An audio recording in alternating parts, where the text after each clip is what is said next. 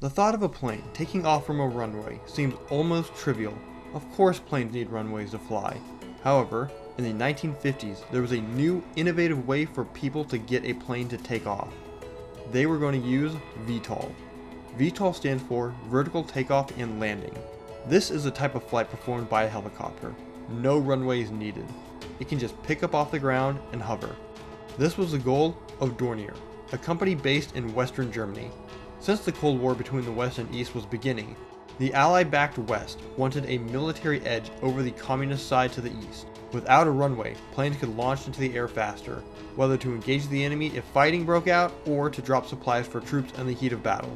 It also allowed for planes to no longer require a runway should an enemy destroy them before a fight.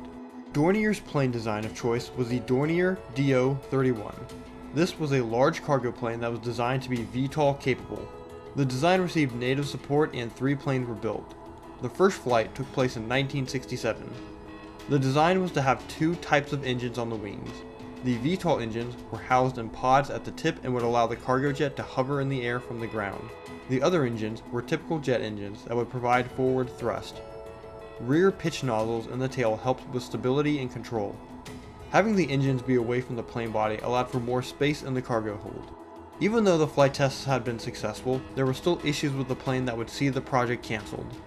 The plane engines were very loud and even got close to the critical frequency of the plane.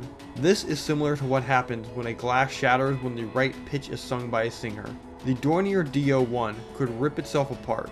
The plane was also logistically complex and had horrible drag due to the lifting pods on the wings. Even though it never saw mass production, it still had test flights, something other experimental planes never reached. Broke several records at a time and is currently the only jet cargo plane to have VTOL capabilities.